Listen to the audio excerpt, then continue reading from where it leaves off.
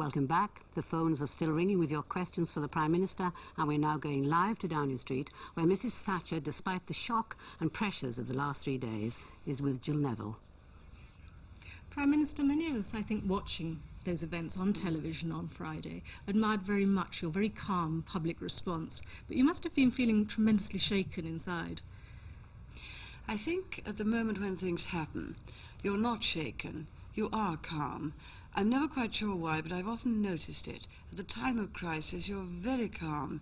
It's when it's all over that you really begin to realize the enormity of what happened, but not at the time. Looking back, though, over this weekend, what's been the worst thing for you about it, do you think? I think in church on Sunday morning, it was a lovely morning. We haven't had many lovely days. And the sun was just coming through the stained glass windows and falling on some flowers right across the church. And it just occurred to me that this was the day I was meant not to see. And then all of a sudden I thought, but there's some of my dearest friends who are not seeing this day. And had you been able to see the previous Sunday, what would happen during the coming week, you couldn't have endured it. You just couldn't have endured it. So it's as well we can't see into the future.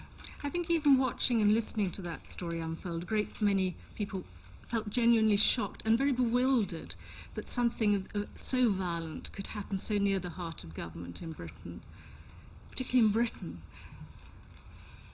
Well, you know, we have had a number of bomb outrages, and each time one's felt desperate that they should be able to happen. But you are dealing with an evil streak in human nature.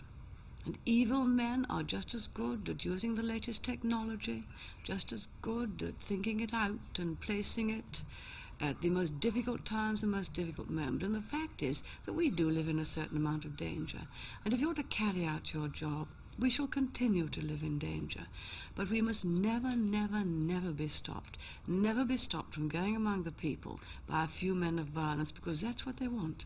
And if they stop us, democracy would not be able to continue. And that's what they want too. But just what effect do you think this increasing use of political violence, or so-called political violence, is going to have? I mean, surely it must make government more isolated from the people. No, I think in a way it isolates the violence and unifies the people. People in democracy hate extremism. They hate violence, quite rightly, because they fear it. They want, above all, law and order. They know that the choice is between an orderly freedom or a kind of communist state, or a kind of tyrannical state. And they want orderly freedom. I think some of them realize that no matter how many police, no matter how much equipment they have, there's always something that will get through. And therefore they also know that law and order isn't just a question for the police and the law courts. It involves everyone. Everyone has to be alert, everyone observing, everyone prepared to give evidence.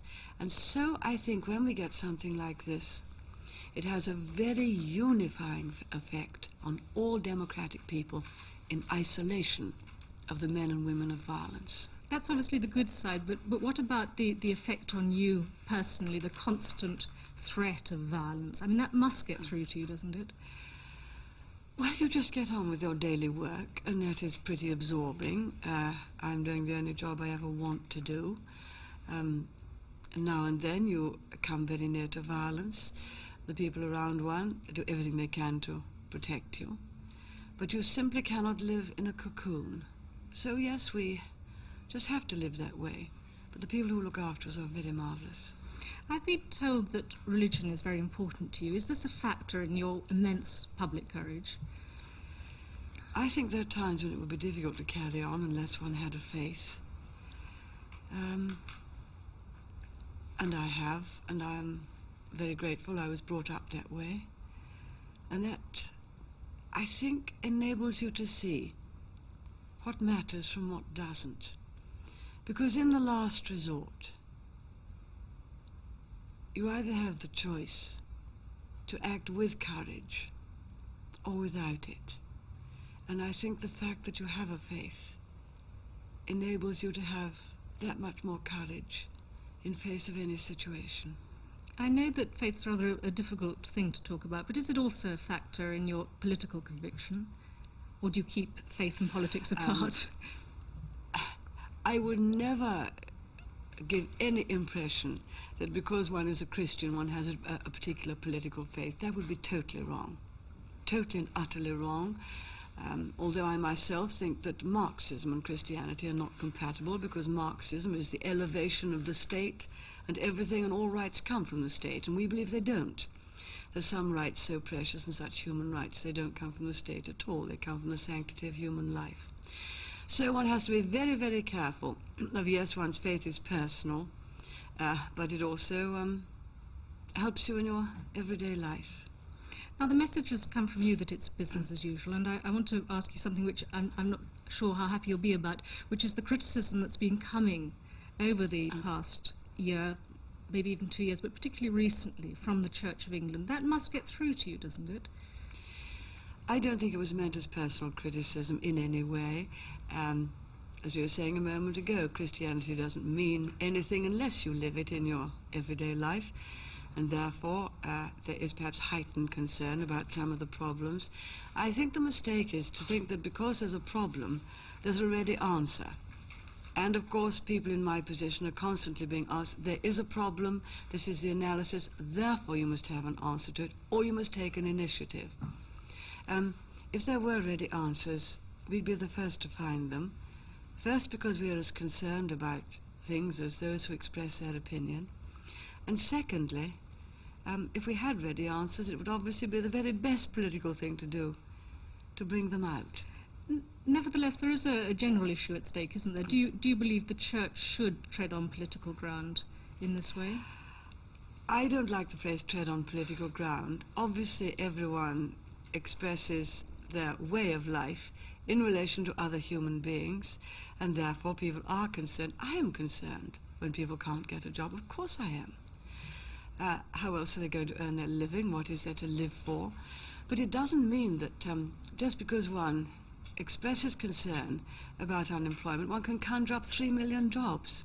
One can't, nor can some of the people, most of the people, who also express concern about it. So of course they express concern, so do we. But you remember, there is that bit in the Gospels which say, render unto Caesar the things which are Caesar's, and unto God the things which are God's. And that, I think, just about sets it outright. Each is concerned about the other. But we have to be very careful about what we say about one another. I think one of the things that the bishops have been pointing to is the danger of Britain becoming a divided nation. And you yourself have said, if we're not one nation, we're no nation. But with unemployment rising so fast, do you not feel that there is a real risk of two Britons? No, we are one people, all equally important, all different. But we are one people, and what I can never stand is the kind of politics that sets out a nation in terms of class struggle. It is absolutely ludicrous. That went out years ago, if it ever came in. Each person has different talents, different aptitudes, different abilities. They're all important. They're all important in the eyes of God. They're all important in the eyes of law. Each of us has one person, one vote. That is the way democracy looks at people. It does not mean that everyone can find just exactly, have their niche in life handed to them on a plate. If you do that, you become a totally dictated society, and you do not have any will or choice left. So it really is having laws and a framework which enable people to live together, because the moment you have a society, then you have to have rules to live by. If you think about it, we all want a higher standard of living, and gradually over the years we've got one. As new technologies come in, and man with a machine can produce more than man without a machine. So it really is trying to arrange things so that between us we can produce the things and do things for one another which lead to that higher standard of living. You cannot do it by minute planning. That would lead to just the kind of battery chicken society in which you don't regard each person as being important, but only the system. That's the theory of it, but as you know, A+4 has a large number of, or we think has a large number of unemployed people among its audience. Apart from the reassurance that you gave to them very strongly at the conference, that the Conservative Party cares, what sort of hope or consolation can you offer to those viewers? The kind of hope that I tried to offer in the speech. There really is only one way to more jobs. When I went round a job centre, an information technology centre in Wrexham, in Wales, the other day, where we're training young people on the latest technologies and also training them in their attitudes to their jobs, there was a marvellous post up saying that it's the customer that makes paydays possible. Now there was the fundamental truth. In the end, we only have jobs if we produce something that someone else will buy, or a service which they will purchase. Now, you are in the service industry, and services will become greater and greater. Leisure is big business. Leisure will get increasingly large business. Now, we're in a period when we've got two things happening in this country. First, that the population of working age is getting larger. We can't help that. It's because of the birth rate many years ago. They're all becoming school leavers. And actually the number of jobs is going up, but the number of school leavers is going up faster. And also among that population, more married women want jobs. So we're having to find a higher proportion of jobs as well as more jobs. Added to that, you've got new technology, which both offers new opportunities, but then makes redundancies in some other jobs. Now we shall get through this. But we're in that period when the redundancies are coming out faster than the new jobs are being created, bearing in mind the increasing population of working age. We shall come through it. I have no doubt about that. This is the third industrial revolution, and we shall come through it.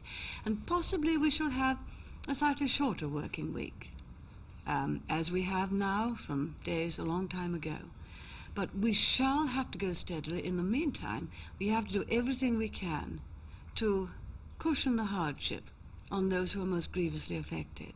I was very interested listening to that speech, and perhaps I got the wrong impression, but it seemed to me that you were giving, I know you've always been concerned about unemployment, but that you were giving it a new priority. Is this a U-turn, or maybe just even a slight... No, it's not. No, look, a U-bend. No one ever, ever, ever wants unemployment. Ever, ever, ever. What I was trying to do is to explain why and how the new jobs will come, as they will come. And I indicated, for example, that when I was thinking of embarking on a career, there were great new materials. I remember it vividly. You know, I was brought up in a small town. I remember talking with my mother, shopping. There was much more conversation in those days in the street, quite extraordinary. We stopped and talked to someone else who said, "Well, what are you going to do?" And I said, "I want to take a science degree." And she said, "Oh, yes, all the new plastics and the new textiles and new radios, science is the thing." But we had a lot of new industries to look forward to. We still have today. And video is comparatively new. All of the things in your business can still be extended a great deal into the future. And a whole new leisure industry is coming. So I was trying to explain that there would be jobs in the future. We had seen this in the past. But first we have to train for them. And secondly, we have to get rid of the impression that Britain is a strike-happy nation, because that stops the creation of a great many jobs. Now, I've been very interested, and you're just showing a tinge of it there, that talking to people about you in preparation for this interview, that I've come across two Mrs. Thatchers. One of them very firm, very resolute, the strong leader with the strong economic principles. And I think probably that's how a lot of the nation, friend and foe, sees you. But then talking to your close advisors, the image was completely different. Warm, thoughtful, approachable, immensely considerate. Why do we have these two Mrs. Thatchers? Because the two are not incompatible in any way. You can be extremely firm on your decisions and very considerate for the people who carry them out, the way in which they're carried out, and you try not to have them on duty too many weekends because they've got their families to consider, and obviously concerned if we're all working extremely late, night after night. There's nothing incompatible with those two things. Tremendously firm. Often, to be very firm and to carry out the difficult things, you must have tremendous consideration for your staff, because you'll only do it if you're a team. So actually I would say the two go together. Now, you mentioned just now Grantham and your childhood in a relatively modest home in Grantham. What was it then that made you a Conservative? Because surely then the Labour Party offered rather an attractive vision of the future, sweeping away class prejudice, lots of idealism. Wasn't that very seductive? Well, to the a Labour young Party person? never offered class prejudice. They all seemed to be based on class. We never were. Never. And I can well remember my father saying, now look, perhaps it's an elementary difference. If you see a problem, see something that's wrong, he said, sometimes I get fed up with my Labour colleagues that would be on the council, getting up to say something's wrong, the government must do something about it, make a speech about it in the marketplace or somewhere else. And he said, the view we take, if something's wrong, first and foremost, I must do something about it. I must not put all my problems on the hands of the government, on the shoulders of the government, because if a government does everything for you, you'll soon find it can only do it by taking everything away from you. And so very much we were taught and brought up, there's a problem, you must try and do something about it yourself, you must go and help someone else. It's very, very ironic, and it happens to so many people. My father, we were a grocer, but he employed some people in the shop, and in another small shop at the other end of the town. So he, having left school at 13, provided employment for other people. There was a great fashion in that time that the next generation should go into the professions, because quite honestly in our town the people who had greatest security were in the professions. So I took a science degree and I was employed in a scientific job, and then I came into law and politics. I, with much higher education, have not actually created jobs.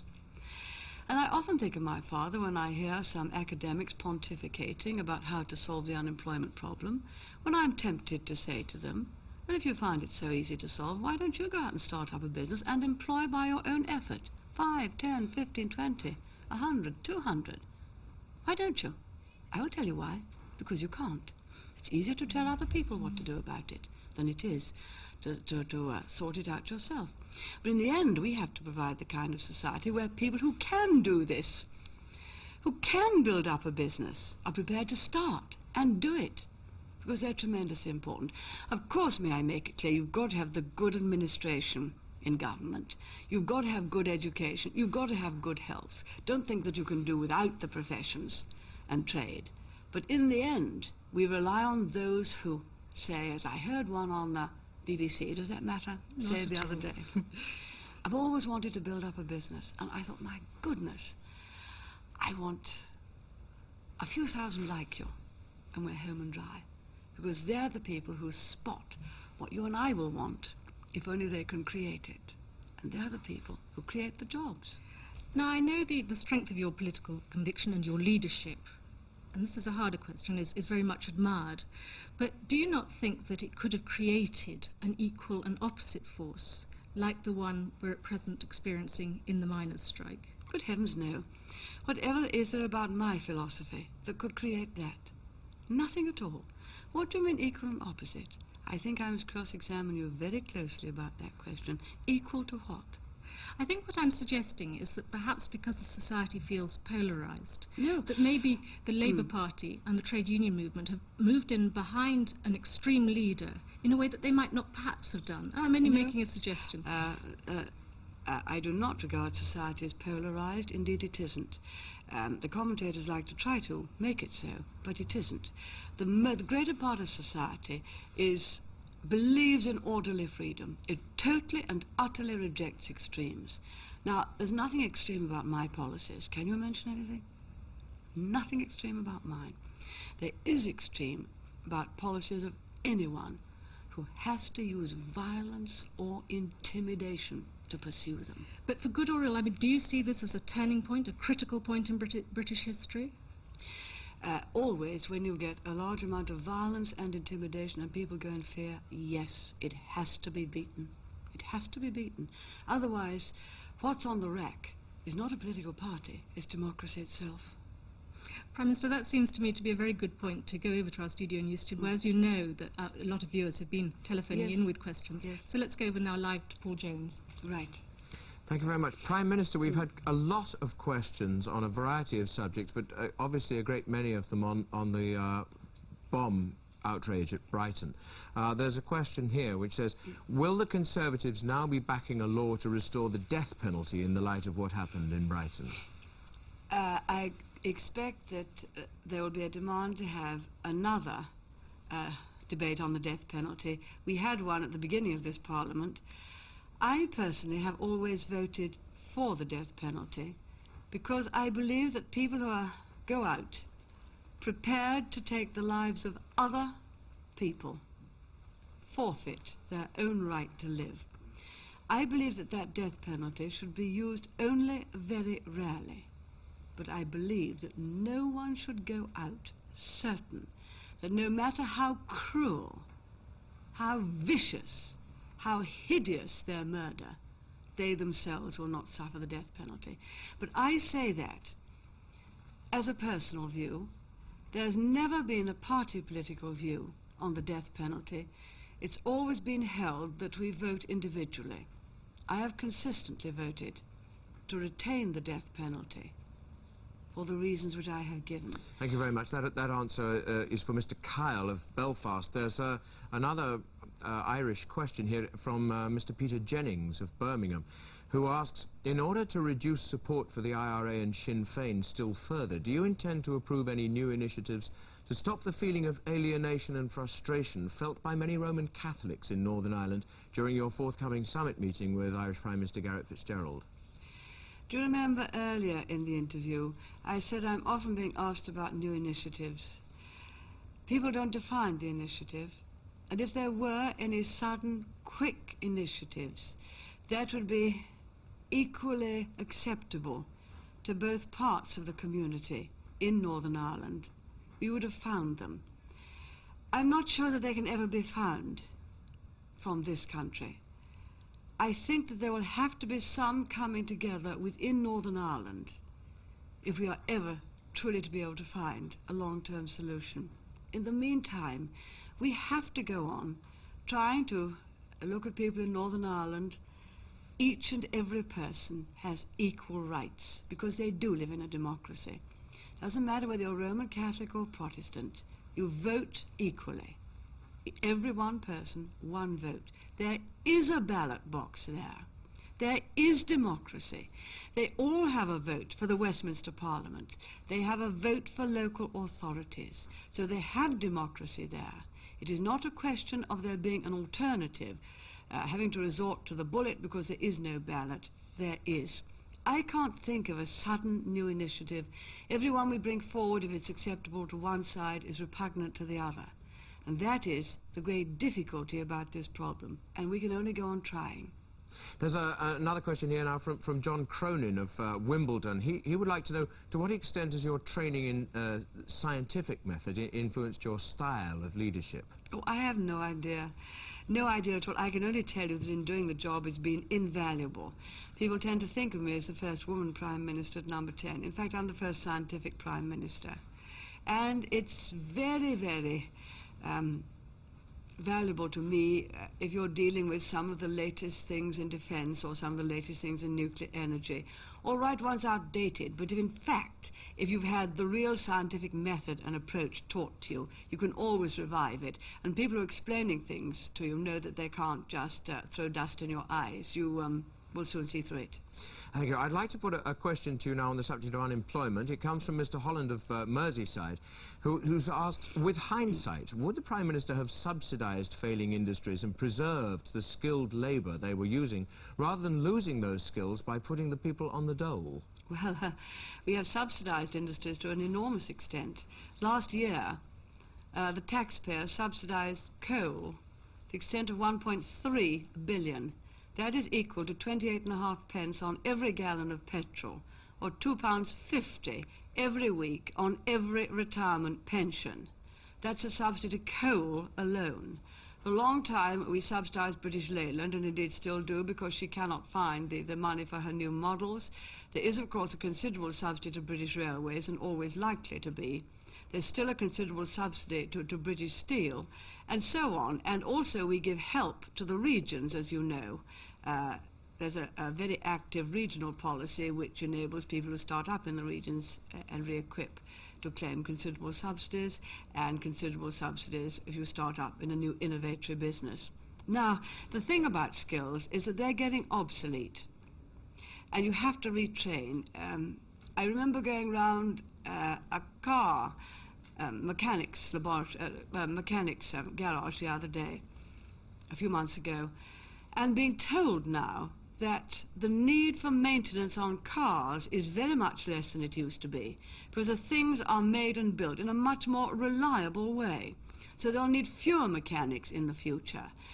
You will find that coal mining is different. When I first came into politics, there were 700,000 people employed in coal mining. But what was the use of the skills they had then when the equipment is totally different now? And so we have 200,000 now. Look, we produce gas in a different way. We used to do it by the destructive distillation of coal. It now comes from the North Sea. Skills are different. We have subsidised, but you subsidise in order to cushion the effects of change, not perpetually to keep old-fashioned industries in being, but to give time for people to retrain for new ones and for new ones to develop. I wonder if I could just, I would like to get one more question in, if we may. It's on the subject of nuclear weapons. Yes. Denise Robertson, in fact it was already read out by Mavis. Denise Robertson of Dunbartonshire would like to know, after Mrs. Thatcher's awful experience in Brighton, has she reviewed, have you had a chance to review your thoughts on nuclear weapons and the effects that that would have on all of us? I gave my views in the speech in Brighton on Friday. The fact is that nuclear weapons are so appalling that they've stopped not only nuclear war, but conventional war. That is a fact that those who try to abolish nuclear weapons can't get over. Never think conventional war is a soft option.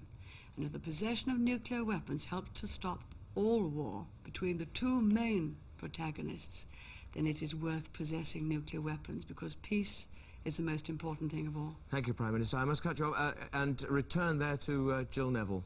Thank you, Paul. Prime Minister, on Saturday, it was your 59th birthday. You're now... Oh dear, I know, very softly. Next year it'll be 60. You're now in your 60th year, and that's the time that people in the civil service and in industry often retire, or at least I should say women, and be precise about that. I presume, though, you would like, despite the horror of Brighton, to run a third term. Oh yes, indeed. I'm in the job that I like most of all. It is a job which I think needs quite a bit of experience, and I think I have a role to play in the future. I thought President Reagan's remark was marvellous when they said to him, "Do you think of retiring?" He said, "Now, what do you think a young fellow like me would do without a job?" I think it's fair to say that no Prime Minister since the war has actually had a third time. Very briefly, because we have almost no time, what do you want to do with it? Oh, carry on with the kind of policies, because I believe they really will bear fruit and take us through to a very much better future, which will give greater prosperity and at the same time human dignity for each and every person. Prime Minister, I was very amused to hear somebody calling you Mother of the Nation, and if I had more time I'd love to ask you, or perhaps you can give me a brief reaction. Do you prefer that to Iron Lady? Oh, I think it's a lovely phrase. I remember looking at Golda Meir sometimes, whom I knew very well, and I always thought she was really rather a grandmother of the nation. So if I go on until I could be called that, that would be marvellous. Thank you very, very much for talking to us at this particularly difficult time. And back to the studio. Mrs. Thatcher sounds as if she's going for a fourth term. Mavis. This time next week, another world-famous woman will be in the studio, Sophia Loren, and that brings us to the end of the first A+4. We'll be back on Wednesday at our normal time of 4 o'clock here on Channel 4. I'll be talking to the country's leading science fiction writer, J.G. Ballard, whose novel based on his childhood in a Shanghai internment camp has been called the great British novel about the last war and is tipped to win this year's Booker Prize. So see you on Wednesday, A+4, 4 o'clock on Channel 4.